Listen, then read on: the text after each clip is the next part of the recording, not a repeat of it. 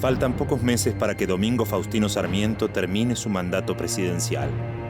El colegio electoral ha proclamado como sucesor a su favorito, Nicolás Avellaneda. Pero el candidato derrotado, Bartolomé Mitre, desconoce los resultados y prepara una rebelión. Sarmiento ordena a los oficiales leales al expresidente que entreguen el mando de sus tropas. No sabe que con esta medida precipitará lo inevitable. En pocas horas, su autoridad constitucional se verá desafiada por su viejo compañero de ruta, convertido en enemigo.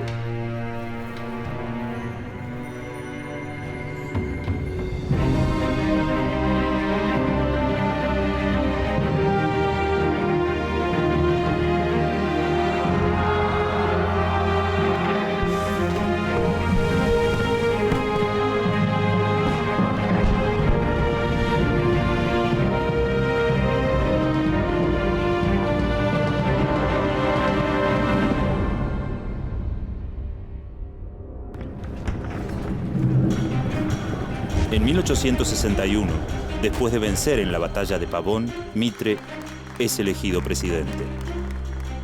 Su partido se impone en casi todo el país a través de alianzas y cruentas intervenciones militares. Pero el liberalismo pronto se divide y la ruptura comienza en la provincia de Buenos Aires. Por un lado, está el Partido Nacionalista, liderado por Mitre, que pretende que Buenos Aires sea la capital y que lleve adelante la unión del país. Y por el otro, el Partido Autonomista, encabezado por Adolfo Alsina, gobernador de la provincia. Se opone a que Buenos Aires sea la capital y a que la provincia resigne sus privilegios.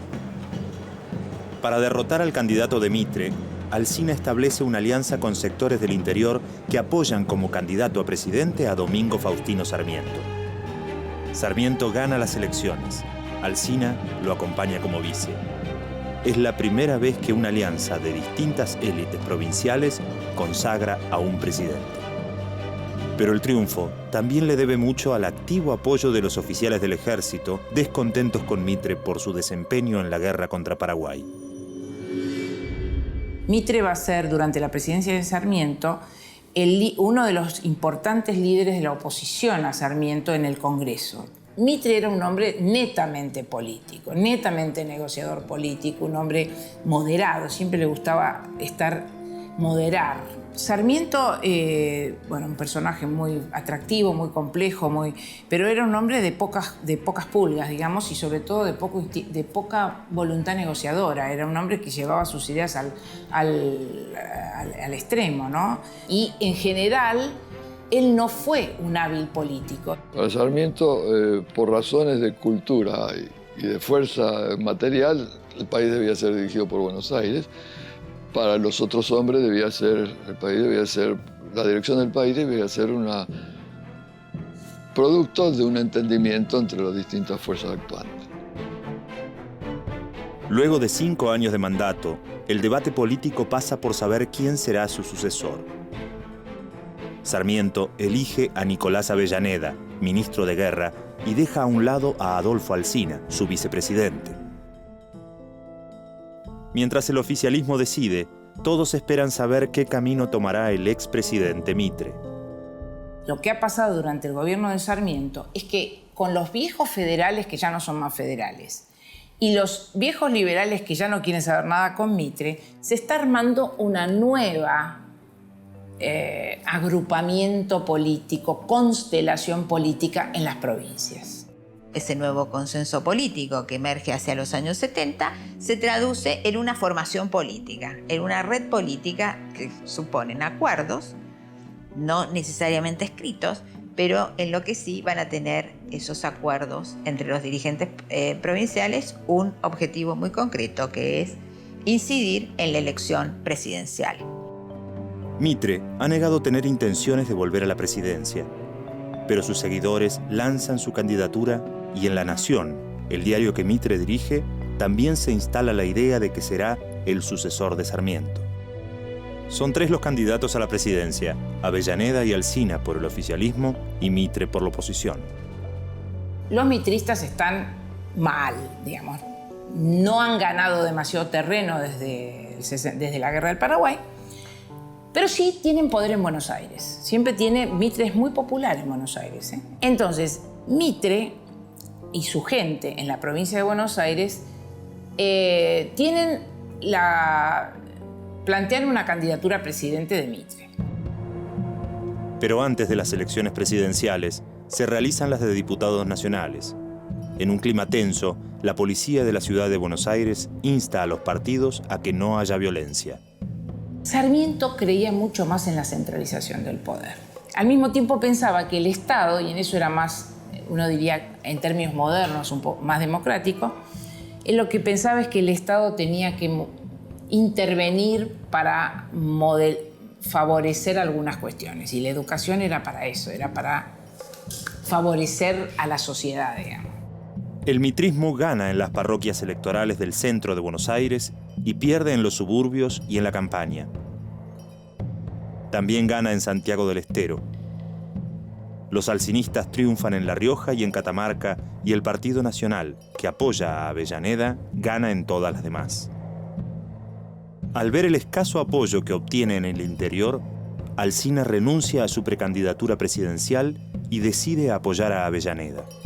A cambio, Mariano Acosta, uno de sus colaboradores, será candidato a vicepresidente.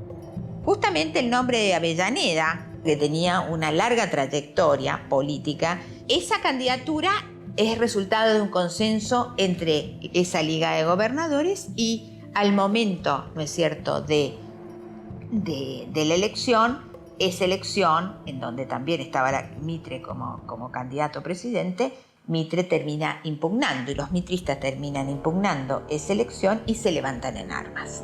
Eduardo Costa y Norberto Quirno Costa, los candidatos mitristas, denuncian un fraude. Los medios afines se hacen eco de las quejas. Para apoyar el reclamo, 8.000 seguidores de Mitre se reúnen en el Teatro Variedades. Después, marchan por la calle haciendo oír su reclamo. Mitre permanece en silencio. Con este clima, se realizan las elecciones presidenciales. En Buenos Aires, triunfa Mitre, y en las provincias del interior, Avellaneda. Las elecciones en el siglo XIX, que como dije eran muy frecuentes, eran muy conflictivas. Eran generalmente enfrentamiento de grupos organizados. Y entonces, el que ganaba, la pasaba bomba, ganaba la elección. El que perdía, en general, acusaba al otro de haber manipulado la elección, de haber cometido fraude y, por lo tanto, de tener el peligro de convertirse en tirano. Frente a una elección considerada, no que fuera mala vida, considerada mala vida por un grupo, ese grupo se rebelaba, tomaba las armas y hacía una revolución. El 12 de junio, el colegio electoral proclama al nuevo presidente. La fórmula Avellaneda-Mariano Acosta se impone con 146 votos por sobre los 79 de Bartolomé Mitre y Juan Eusebio Torrent. Los simpatizantes de Mitre no aceptan el resultado y al día siguiente se reúnen frente a su casa. Sin embargo, este insiste en mostrarse conciliador. Al mes siguiente, la Comisión de Poderes de la Cámara de Diputados publica su dictamen. Si bien en un primer momento había rechazado a los legisladores de Buenos Aires elegidos fraudulentamente, ahora los habilita para asumir. Detrás del cambio de actitud están las fuertes presiones de Alsina y sus partidarios. Ante esta nueva situación, Mitre se pronuncia a favor de la revolución, pero se mantiene firme en que cualquier acción debe realizarse después del 12 de octubre, cuando Sarmiento le ceda el gobierno a Avellaneda. Sarmiento se entera inmediatamente de los planes de Mitre, pero los deja actuar libremente. Este periodo es un periodo en donde hay muchísimas rebeliones y revoluciones en todo el país. La revolución, ¿qué era? Era una práctica política que no se consideraba inherentemente mala. Se ponen en evidencia varias cuestiones. Una de las cuestiones que se ponen en evidencia son concepciones políticas distintas en lo que supone la intervención de las armas en la vida política y de la violencia en la vida política. Por otra parte, lo que se pone en evidencia ahí es, cómo esa forma de pensar y de hacer política estaba en baja, estaba en descenso. A fines de septiembre, Sarmiento, al conocer que algunos jefes del ejército adhieren a Mitre, ve peligrar la terminación de su mandato y decide pasar a la acción. El presidente ordena a los militares de cuya lealtad desconfía entregar el mando de sus tropas. También envía al coronel Erasmo Obligado a buscar a las compañías de Bahía Blanca. Pero comete un error producto del desconocimiento. Obligado es uno de los rebeldes y cuando recibe la orden se la comunica a Mitre. Mitre firma su renuncia como brigadier general de la nación. Manifiesta que quiere llevar adelante la revolución como ciudadano y no como miembro del ejército. Se marcha a Uruguay para dirigir las acciones desde allí. En horas, la revolución deja de ser un secreto y los periódicos informan de ella y toman partido. Sarmiento le exige al Congreso que declare el estado de sitio en Buenos Aires, Santa Fe, Entre Ríos y Corrientes. También les otorga créditos a Córdoba, Entre Ríos y Santa Fe para que fortalezcan sus ejércitos. Los focos más activos de la rebelión mitrista son 3. En Montevideo está el Comité Revolucionario. En Buenos Aires la prensa de Mitre es censurada. Por lo tanto, desde la capital uruguaya, crean y difunden panfletos, manifiestos y el periódico El Pueblo Argentino. El segundo foco está a las órdenes del general Miguel Arredondo en la frontera sur de Córdoba y San Luis. Y el tercer foco, a cargo del general Ignacio Rivas, vigila la frontera sur de Buenos Aires. En pocos años, el país ha cambiado enormemente. Los avances tecnológicos, tanto en armas como en comunicaciones, son la impronta de este alzamiento. Al comenzar la revolución, Sarmiento envía un telegrama al general Ivanovsky. Le pide que vigile al general Arredondo, sospechoso de aliarse con Mitre. Pero en la otra oficina de telégrafos se encuentra el propio Arredondo. Haciéndose pasar por Ivanovsky, le solicita instrucciones sobre qué hacer en caso de resistencia. Sarmiento contesta que corresponde fusilarlo. Arredondo le responde con un insulto y sale en busca de su oponente. Finalmente, los papeles se invierten. Arredondo captura a Ivanovsky y lo fusila. Mitre se levanta contra el gobierno nacional. El gobierno nacional tiene que movilizar una enorme fuerza militar. Se movilizan 60.000 hombres entre los dos bandos, el bando mitrista y el bando, digamos, del gobierno nacional, es decir, las tropas de Sarmiento. Sarmiento se toma el ferrocarril sur, lleva sus tropas allí con armamento, con los Remington que recién habían salido, armas de repetición, y obviamente gana la batalla contra Mitre, a quien persigue por todo el país. Pero son 60.000 hombres movilizados. Para reemplazar a Ivanovsky, Sarmiento elige a un joven militar tucumano que ha participado en el conflicto entre Buenos Aires y la Confederación y en la guerra de la Triple Alianza. Su nombre es Julio Argentino Roca. A diferencia de los oficiales de mayor edad, Roca ha tenido una formación militar más constante y casi toda bajo la bandera de la nación. Durante años ha compartido combates, victorias y derrotas con hombres de su misma generación y de todas las provincias. Tras ocupar la ciudad de Córdoba, Arredondo marcha hacia Cuyo. Toma la ciudad de San Luis sin dificultades y sus tropas marchan por las calles ante el saludo de muchos de sus habitantes. Arredondo avanza hacia Mendoza y vence a las fuerzas provinciales en la hacienda Santa Rosa. Al mismo tiempo, en Corrientes se produce un nuevo foco de rebelión. El sector gobernante intenta mantener el orden constitucional a cualquier costo. Y Sarmiento le entrega los atributos presidenciales a Nicolás Avellaneda. La ceremonia se realiza con la caballería y la infantería rodeando la Casa de Gobierno y el Congreso. Y las cárceles porteñas están repletas de sospechosos de conspiración. Mientras Arredondo desafía al gobierno en el oeste, Mitre embarca en Uruguay con 150 hombres. al llegar a la desembocadura del Tuyú, difunde un manifiesto revolucionario denunciando las elecciones como fraudulentas. Los hombres que se agrupan en torno a Mitre son de diversos orígenes. Antiguos militares, como los coroneles Francisco Borges y Benjamín Calvete, conviven con hombres de la milicia, que tienen poca formación y escasos armamentos. También se suman algunos indígenas, entre ellos 1.500 lanceros del cacique Catriel. Lo que es interesante es que parte de los oficiales que habían sido oficiales de la Guerra del Paraguay, que son ahora oficiales del ejército profesional, van a intervenir en esta guerra a favor de Avellaneda, digamos, a favor del gobierno nacional. Van a ser el brazo armado del gobierno nacional y van a ganar en las batallas de La Verde y Santa Rosa a las fuerzas de Mitre.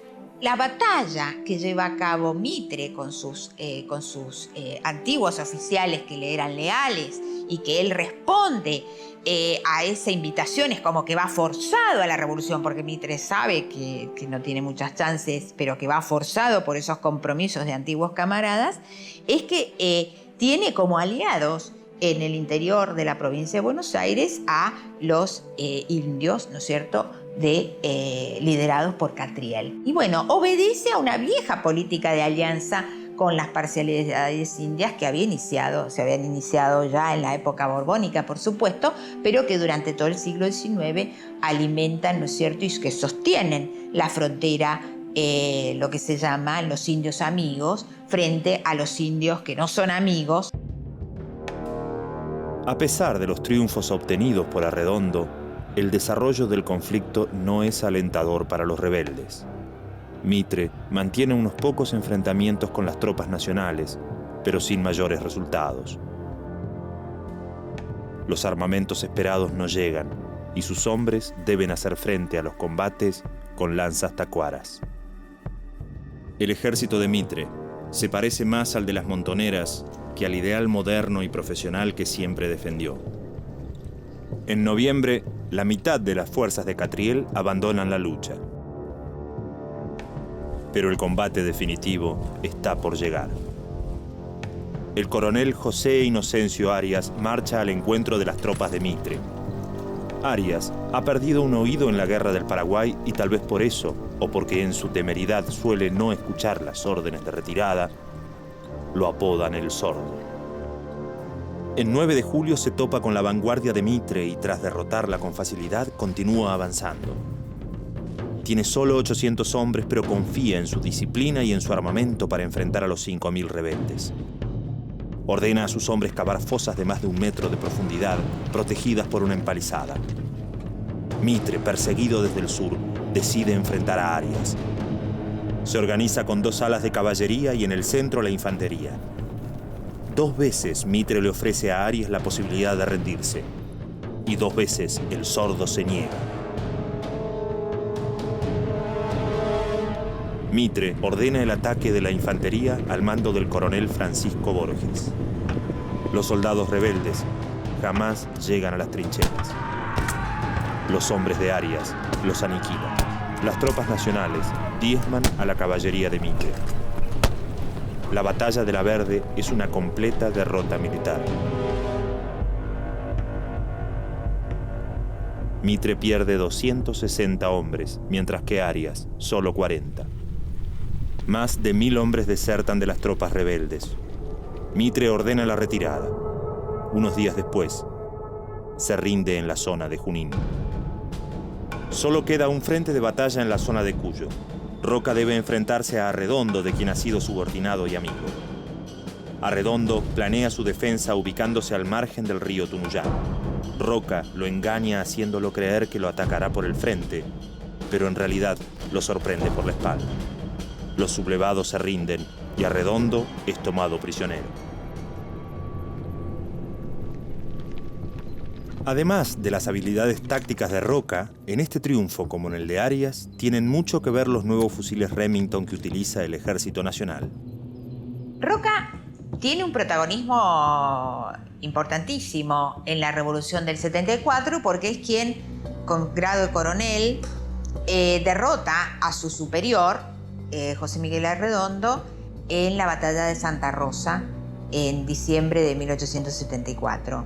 Y eso es lo que lo coloca en un lugar inmejorable, ¿no es cierto?, para suceder a Alsina en el 77 como ministro de Guerra. Es como un momento en el cual están en contraste dos maneras de pensar la política. Una, la que defiende Mitre, que sostienen que es legítimo levantarse frente a un gobierno despótico, que las libertades hay que defenderlas de cualquier manera.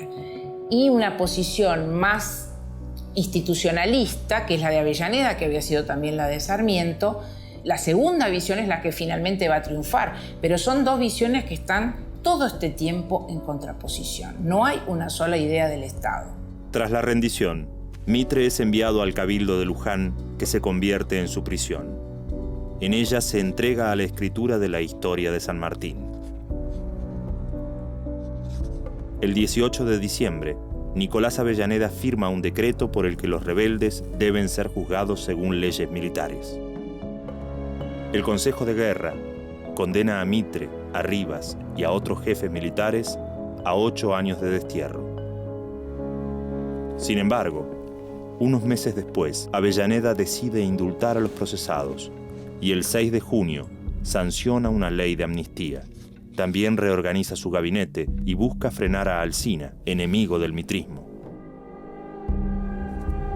Mitre, que combatió sin tregua a sus enemigos, ha sido vencido por el Estado Nacional que él construyó como presidente. Un Estado que enfrentaba al puerto con el interior. El ejército, que él fortaleció para enfrentar a las montoneras federales y luego para combatir en Paraguay, ha crecido y se ha modernizado. Sus oficiales no responden ya a liderazgos facciosos, sino al presidente. El país ha cambiado profundamente y se está haciendo uno. Pero en su tierra, por un tiempo todavía, seguirán hablando las armas.